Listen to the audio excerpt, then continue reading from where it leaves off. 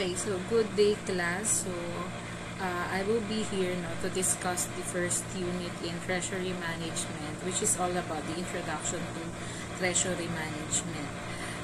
In this discussion, we have several learning objectives. There are some learning objectives that you should be able to understand at the end of this lesson.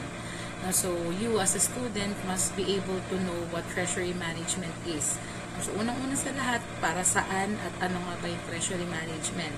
Yun yung pag-uusapan natin later on. And then the second thing that you should learn about this discussion is to understand the importance of treasury management. And the third thing that you should understand is students must comprehend the functions of treasurers and treasury management.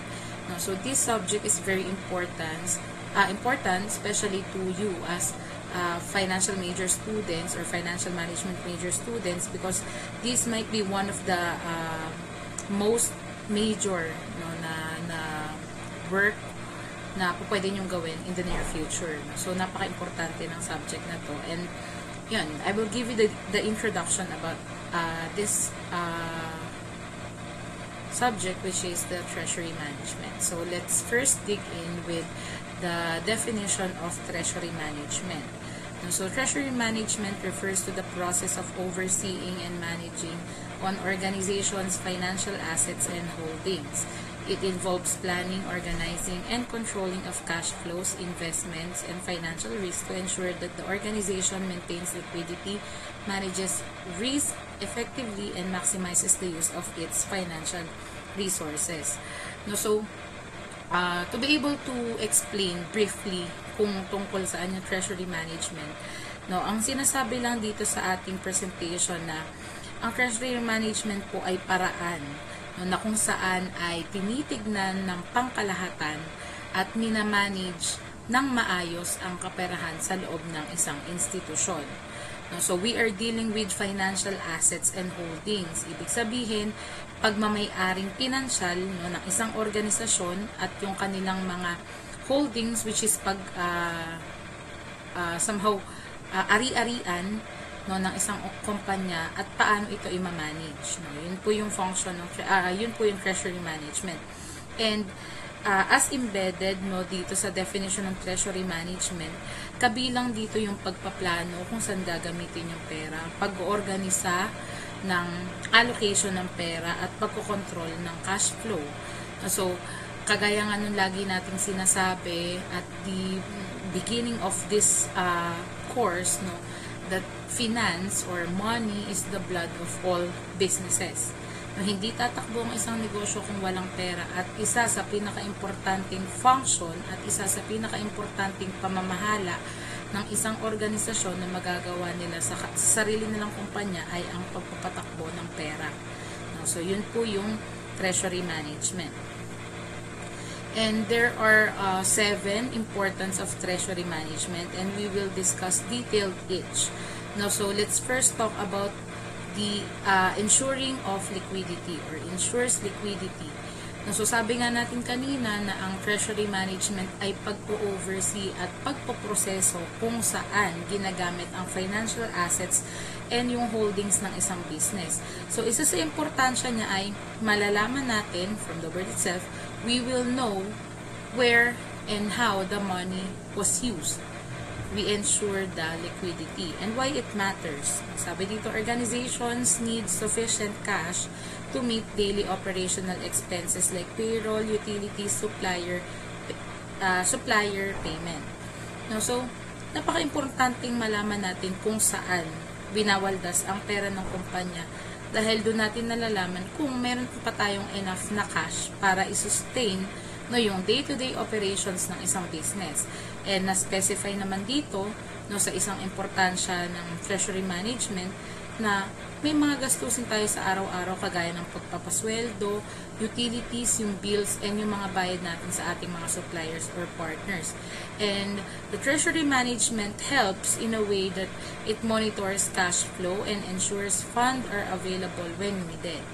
Kung maayos yung paglalatag natin ng paggastos ng pera, dahil maayos yung treasury management na meron ng isang kumpanya, it's easier no for the business to know how the funds was liquidated, or how's the funds being allocated to each department inside the organization. So that's the first importance. It ensures liquidity. Now, second importance of treasury management is it manages financial risk. So sabi natin kanina, naliliquidate natin ng maayos. Nalalaman natin kung saan nagagastos, etc. So yung pangalawang importansya ng treasury management is we are able, the business are able to manage its financial risk. Ma-relate lang natin sa previous subject na meron kayo, which is the risk management.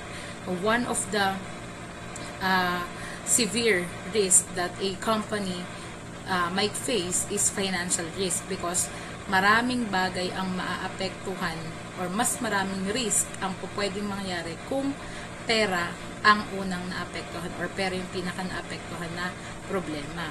So why it matters that we should able to manage the financial risk?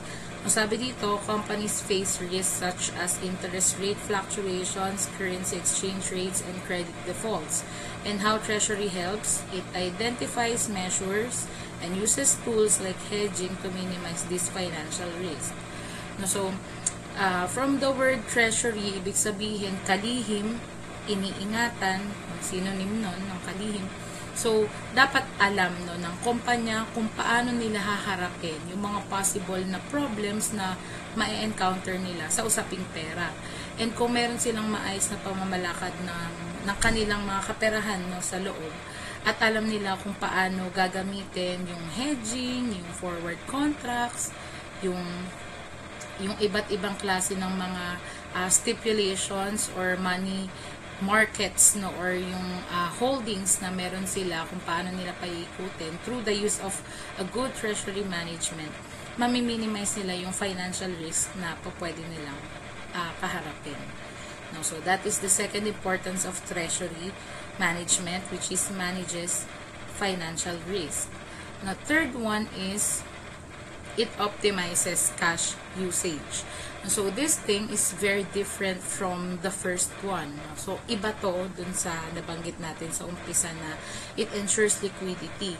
Kasi dito, yung kanina, ang pinag-uusapan natin ay somehow resibo. Nakikita natin kung paano nalulusta yung pera. Dito naman, sa optimizes cash usage, mas alam natin, mas na-visualize natin kung para saan at kung saan dapat i-allocate ang pera. Pag pinag-usapan kasi yung liquidity, nagastos na natin, i-report na lang natin. Pag optimizes cash usage, we are overseeing or we are somehow forecasting the use of money. So it matters because idle cash can be a lost opportunity, while poor cash management can lead to overdrafts or borrowing. And it's true, Kasi in Tagalog, sinasabi dito na kung meron tayong mga sobra-sobrang cash, or let's say na meron tayong mga surplus funds, it lessens the opportunity for the business. Isipin nyo na lang in this way, mga anak. Marami kang perang naipon, pero hindi naman gumugulong o hindi tumutubo yung pera na naipon mo kasi hindi siya napupunta sa maayos or hindi siya umiikot somehow sa isang bagay na makakapagpadagdag ng value niya. And sa kabilang banda, sinasabi naman dito na kung hindi naman maayos yung cash management or the company have poor cash management, so ibig sabihin hindi naman sila sanay kung paano naman gagastusin yung pera, hindi nila alam kung saan napupunta yung ultimo piso, so it can lead to overdrafts. Ibig sabihin ng overdrafts, maaring na i-report mo na, tapos nagastos mo na, hindi naman nag-reflect, or either nado-double reporting at nagre-result sa masusort yung kumpanya at kailangan ng utang. So, it's very important for all of the businesses to somehow know the barriers between saving the money of the business and also losing the money of the business. No, it's normal for businesses to lose somehow. No, normal na matalo, normal na gumastos, normal na magkaroon ng mga malaking bayarin. Pero dapat yung mga malaking bayarin na yun ay nagre-result sa mas maayos at progresibo na pagpasok ng pera sa loob ng kumpanya. At hindi lang puro palabas, dapat may papasok. And the treasury management helps in the sense that it invests surplus funds wisely and ensures efficient cash utilization. So kagaya na sinabi ko, kung may sobrang pera, malalaman ng maayos kung saan dapat ilagay through the use of treasury management. And kung sakali man na medyo gipit tayo ngayon, ang treasury management din ang isang paraan kung paano natin magagastos efficiently yung cash. So, yun naman yung isa pang importance ng treasury management, which is it optimizes cash usage. The next one is it reduces borrowing cost. So, hindi ko napahabain. Now, if the company knows how they will handle their money, the company knows how they will allocate all of the fundings that they will have, it might result to not borrow money anymore. No, kasi normal magkaroon ng utang ang isang negosyo, pero hindi normal na mangutang ang isang negosyo. Dahil kahit saan man natin tignan, no, there are embedded interest rates in debt. No, sa utang, may kaakibat na tubo ang utang. And isa sa nagkukos ng mga unsolicited expenses, sabihin ng unsolicited expense, ay yung mga hindi naman natin inakalang pagkakagastusan, ay yung mga tubo sa mga inutang. No? To better help, no, the company's funding allocation, no, the treasury management helps in the sense that it manages debt levels, negotiate favorable loan terms, and times borrowing strategically. No? So, may mga pagkakataon talaga na ang kumpanya ay kakagat sa pag-utang para mag-expand. And it's normal. Pero kung ikaw ay nangungutang just to survive the daily operations of the business, no, there are something wrong about the management of your money. So, itingnan nyo dun sa perspective na it's not that easy to manage finances because finances is the blood of all departments inside the organization. No, the accounting will not process or operate, the marketing will not operate, the production will not operate kung yung pera ay hindi maayos, no, yung pagkakagamit. And hindi masamang mangutang kung gagamitin sa expansion, no, pero kung ang reason ng pangungutang ay para iahon yung daily expenses, may mali na sa treasury management ng isang kumpanya. Okay, next one is it supports strategic decision making. So, just like what I've said earlier, the money or the finances of the business is the blood.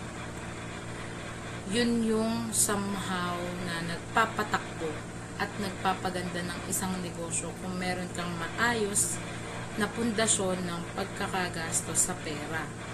And sabi dito, the support strategic decision-making matters because financial insight is crucial for making informed business decision. It is always the money that uses as a basis of each company when they are creating strategic plan. No, laging pera po ang basihan ng lahat ng negosyo kapag sila ay gumagawa ng plano. Kasi you can never tell that a business can somehow expand if hindi nila alam na meron silang idle cash or meron silang sobrang cash.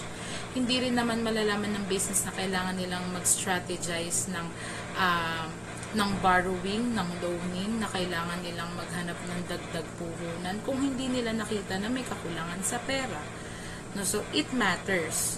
No, the treasury management or the money matters in the sense that business can somehow develop a good strategic decision making when they know how they will handle and somehow they know how the money is inflowing and outflowing inside the business. So sabi pa dito, how treasury helps, it provides accurate forecast and analysis to guide budgeting, expansion, and investment plans. Next is, it maintains strong bank relationship. It matters because a good banking relations can lead to better services, interest rates, and access to credit. How treasury helps, it manages this relationship professionally and strategically. So, ilagay uli natin sa real life scenario. So, if you are a business owner, you have a good credibility sa mga bangko. Ibig sabihin, kaya kang pagkatiwalaan ng ibang financial institution kung sakaling ikaw ay mangangailangan ng pera, hindi magiging mahirap para sa iyo na humiram. And having a good or maintaining a strong bank relationship is one of the most important thing that a business could do for them to be able to survive, because bank is one of the easiest institution that you can lend money or you can borrow money. Yan siya. And lastly, if I'm not mistaken, is it enhances profitability. So there are lots of importance of treasury management that I've discussed earlier. And one of the main reasons kung bakit importante na merong maayos na treasury management ang isang kumpanya is kailangan natin talaga na palakihin ang kita ng negosyo. Sabi dito, it matters because the efficient treasury operations contribute directly to the bottom line. And how treasury helps? Through effective cash and investment management, treasury maximizes returns and reduces costs. Now, above all the importance of treasury management that we've talked about, ang pinaka-importante kumita yung negosyo. And malalaman natin na maayos ang kita ng isang negosyo kung mas maraming bumabalik na pera, konti ang nagiging gastos, alam kung paano gagamitin ng maayos yung pera, at maayos yung investment management sa loob ng negosyo. So, again, there are 7 na importance of treasury management, and all of them are classified differently each, pero umiikot lang siya sa tamang pagmamanage ng finances na meron ng isang business.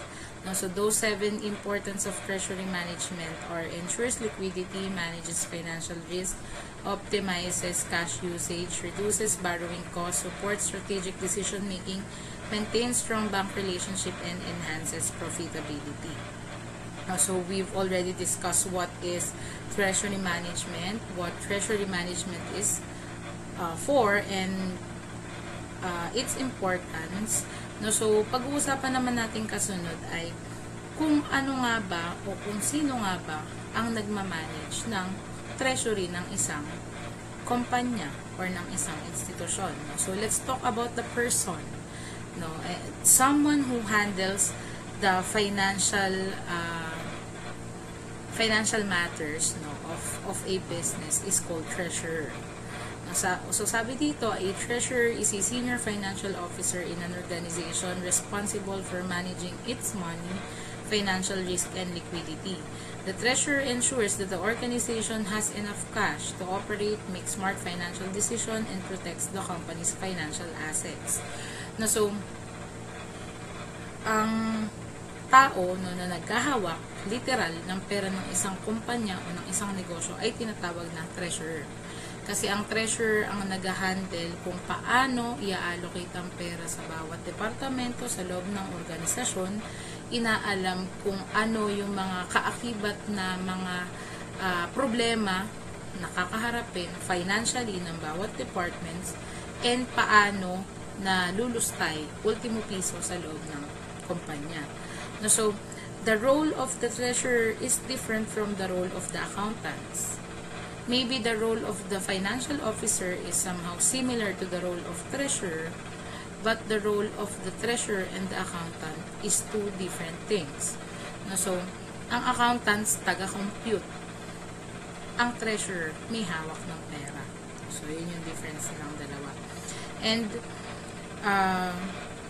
for you to be able to understand the functions of a treasurer, no, medyo similar to dun sa mga nabanggit ko na kanina, pero i-emphasize lang natin na tao siya. No, so there are 5 functions of treasurer, and those 5 are cash management, financial planning, risk management, debt management, and compliance and reporting. No, so the first function of treasurer is cash management, making sure that the organization has enough cash for daily operations and emergency. Yun daw yung unang role ng treasurer. Dapat alam niya na merong sapat na pangtustos sa gastusin araw-araw ang isang business. The second one is financial planning. Treasurers are the one who forecast the future financial needs and planning how to meet them.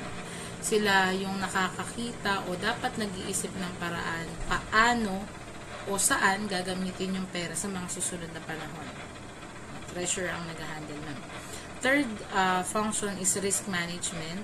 So they identify financial risk like currency or interest rate risk and protecting the company from losses. Since they are the one overseeing everything, the inflows and outflows of cash and financial holdings of the business, they must be the one who knows how to identify the financial risk, including the interest rate risk, and they will be the one who knows how to protect the company from bankruptcy. So, yun yung role ng treasurer. Fourth one is debt management, overseeing loans and other borrowings to ensure that they are affordable and paid on time. So, as treasurer, they are also the one who will handle the payables, such as the loan payable, rents payable, and hindi dapat yun maabutan ng, or hindi dapat siya umabot sa overdue. Dapat ay bayad lagi sa due dates. So, yun ang isang role pa ng treasurers. And lastly is the compliance and reporting. So, the treasurers ensures the company follows financial regulation and accurately reports its financial position. So, there are lots of government agencies who monitors the inflows and outflows of cash ng lahat ng negosyo. So, merong BIR na pinagpapasahan ng tax, merong SEC na nag-handle ng mga shares and stocks ng isang company. So, since ang financial officer or ang treasurer ang nakakaalam ng lahat ng galaw ng pera, so they will also be the one who will take the responsibility of ensuring that the company follows in all of the financial regulations embedded to them by the government agencies or some important people. So, sila yung nagko-comply and nagre-report ng galaw ng finances. Ayan. So, aside from the 5 functions of the treasurers, meron ting functions yung treasury management. Yung kanina na discussion natin ay discuss the importance, why it matters, and how the treasury helps. Ito naman, to be specific, ito yung 4 na functions ng treasury management sa lahat ng businesses. They monitor the cash flow, they manage bank accounts, optimizing working capital, and maintaining financial controls and security.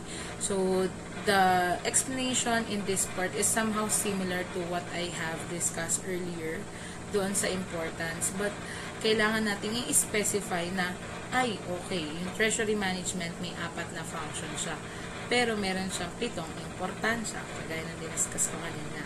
Yan. So, let's first talk about monitoring cash flow. So, sa monitoring cash flow, obviously, dahil pera ang pinag-uusapan natin sa treasury management, isang function ng treasury management is to track the inflows and outflows to ensure liquidity. Dapat malaman ng kumpanya lahat na pumapasok at lumalabas na pera para mas maayos nilang masuma lahat ng kanilang mga nagastos. So, that is the first function of the treasury management. Second one is managing bank accounts. It optimizes number and structure of bank accounts, automates fund transfers when needed. So, it's very easy to understand the managing bank accounts. third one is optimizing working capital. It controls receivables, payables, and inventory to free up cash. And the fourth one is maintaining financial controls and security. Ensures safe and handling of financial transaction. Implement system to detect and prevent fraud. No, so, once again, mga anak, the treasury management is very important, not just for you as students to understand, but also for the businesses to deeply know how finances and how does money should be used or utilized inside the organization. No? Kagaya ng paulit-ulit kong sinasabi, the money is the blood of the business. And for the businesses to be able to run smoothly, for the businesses to be able to survive for a long run, a good financial decision making and a good treasury management is the key, no, for them to be the number one player in the field. Yan. So, yan. I hope na you understood the introduction for treasury management. And once again, the learning objectives that we have is dapat naintindihan nyo kung para saan yung treasury management at ano yung treasury management, ano yung importance ng treasury management, which are the 7 things that I've discussed earlier. And also, you should be able to know the functions of treasurers. Sino yung treasurer? Ano ba yung isang treasurer? And ano yung functions ng treasury management, which is the 4 functions na diniscuss ko on the latter part. Ayan, so I hope you understand, no, everything that I have discussed in this introduction for treasury management. And if you do have questions, clarifications, and things to ask to me, you can message me via Messenger, or you can email me, or you can comment to this YouTube video, so that I will be able to, or I will be notified that you have questions. Ayan, thank you so much for somehow listening to my discussion, and I do hope na you've learned something from this introduction. Yeah, thank you so much.